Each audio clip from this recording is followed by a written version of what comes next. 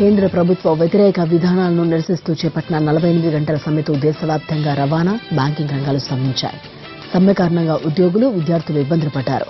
సమ్మెకు కార్మిక, ఉద్యోగ, రైతు సంఘాలు మద్దతు ప్రకటించడంతో దేశవ్యాప్తంగా ర్యాలీ, రాస్తారోకోలు, ధర్నాలు జరుగుతున్నాయి. చాలా రాష్ట్రాల్లో విద్యా సంస్థలు మూతపడ్డాయి.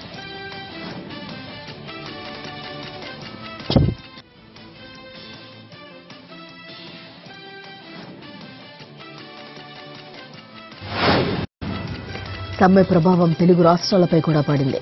కార్మిక సంఘాలు, వామపక్ష పార్టీలు భారీ ఎత్తున నిరసన ర్యాలీలు జరుగుతున్నాయి. కేంద్ర రాష్ట్ర ప్రభుత్వాల కార్మిక వ్యతిరేక విధానాలకు నిరసనగా ఏఐటీయూసీ, సిఐటియు, ఐఎఫ్టియు ఆందోళన కార్యక్రమాలు చేపట్టాయి. ఆర్టీసీ డిపోల ఎదుట ధర్నాలు నిర్వహించాయి.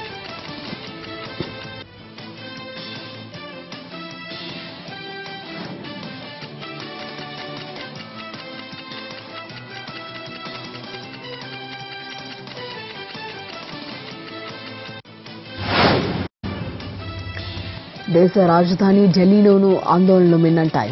కార్మిక సంఘాల ఆందోళనలకు పలు రాజకీయ పార్టీలు సంఘీభావం తెలిపాయి. పశ్చిమ బెంగాల్లో తృణమూల్ కాంగ్రెస్, సిపిఎం కార్యకర్తల మధ్య ఘర్షణ చోటు చేసుకుంది.